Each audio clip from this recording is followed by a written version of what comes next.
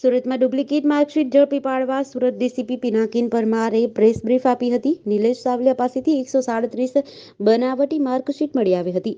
ફરીદાબાદના ઈસમ મનોજકુમાર નામના શખ્સ દ્વારા માર્કશીટ બનાવી કુરિયર દ્વારા નિલેશને મોકલાઈ હતી.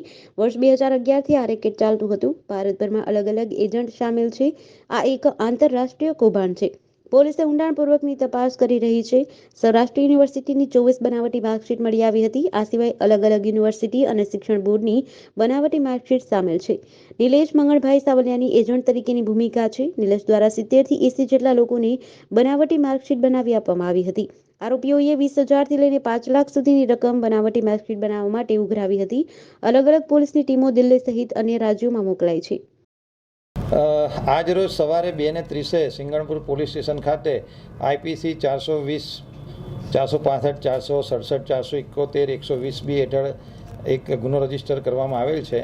આ ગુનાની પ્રાથમિક રીતે બતાવું તો એક ઈસમ છે અક્ષર ભરતભાઈ કળથિયા, જે વેડ રોડ કતારગામ ખાતે રહે છે.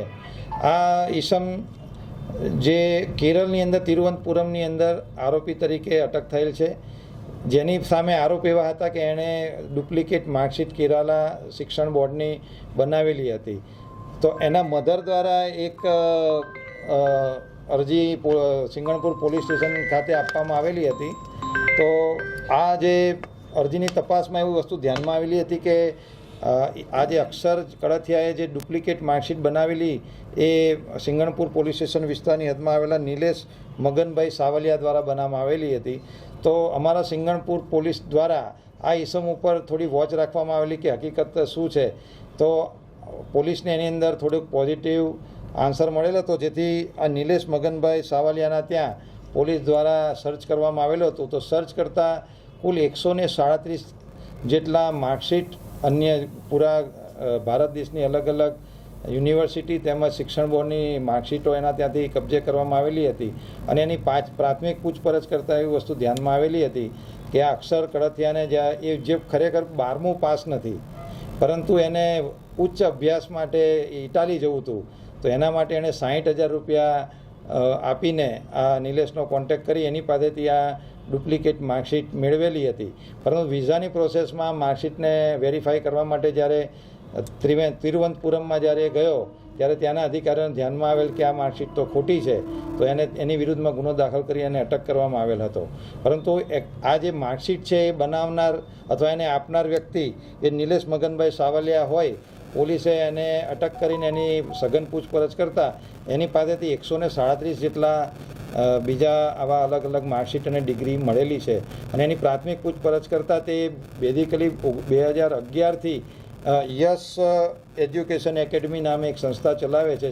અને એના દ્વારા 2011થી આ રીતે જે આવા જરૂરિયાતમંદો હોય એ લોકોને ડુપ્લિકેટ માર્કશીટ અથવા ડિગ્રી અથવા સર્ટિફિકેટ એ પ્રોવાઈડ કરતો હતો.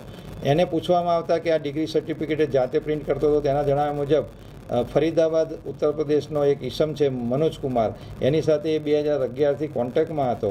અને એ અહીંયા આ રીતે જે પણ જરૂરિયાતમંદ આવે એની પાસેથી પૈસા મેળવી અને એની વિગત એ મનોજકુમારને પ્રોવાઈડ કરતો હતો. અને મનોજકુમાર દ્વારા આવા ભારતની અલગ અલગ યુનિવર્સિટી અને શિક્ષણ બોર્ડની માર્કશીટો એ કુરિયર દ્વારા આને મોકલી આપતો હતો. અને આવી માર્કશીટ અને ડિગ્રીનો ઉપયોગ કરી અહીંયાના ભારતીયો એ સ્ટુડન્ટ વિઝા ઉપર ભારતની બહાર વિદેશ યાત્રા જતા હોય છે.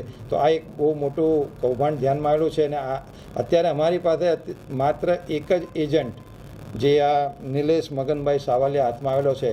અને એના અત્યારે હાથમાંથી અમને 137 સર્ટિફિકેટ મળેલા છે. તો 2011થી કદાચ એણે આનાથી ઘણા બધા માણસોને આ રીતે પ્રોવાઈડ કર્યા એવી શક્યતા છે.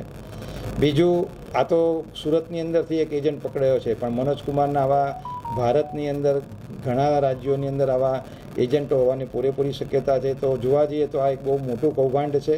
અને આની ખૂબ ઊંડાણપૂર્વક તપાસ કરવામાં આવશે.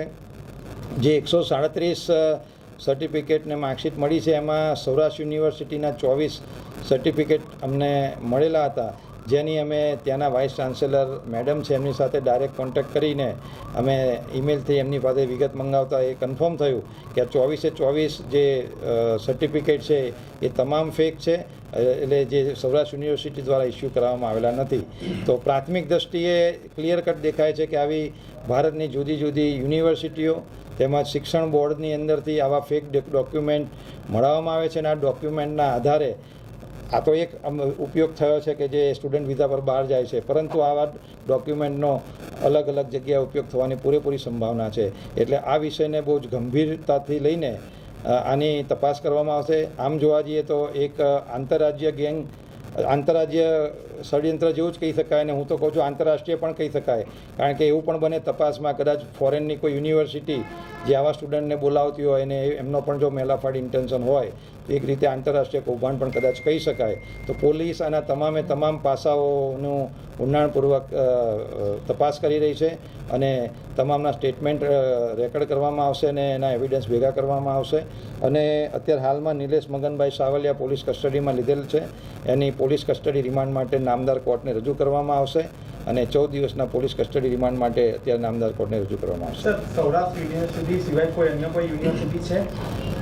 મેં કહ્યું તેમ પ્રમાણે 137 તો અત્યારે એની પાસે ફિઝિકલી સર્ટિફિકેટને ડિગ્રી મળેલા છે, જેની અંદર ગુજરાત, કર્ણાટક, સિક્કિમ, મહારાષ્ટ્ર, હિમાચલ પ્રદેશ, ઉત્તર પ્રદેશ, મેઘાલય આવા અલગ અલગ રાજ્યોની રેપ્યુટેડ યુનિવર્સિટીઓના સર્ટિફિકેટ્સ અમને ધ્યાનમાં આવેલા છે, જે અમે મુદ્દામાલ તરીકે કબજે કરેલા છે. તો આ તો જે ફિઝિકલી અમને મળેલા છે એટલા જ છે. એ સિવાય જે અક્ષર કળથિયા છે એનું કેરાલા શિક્ષણ બોર્ડનું પણ છે.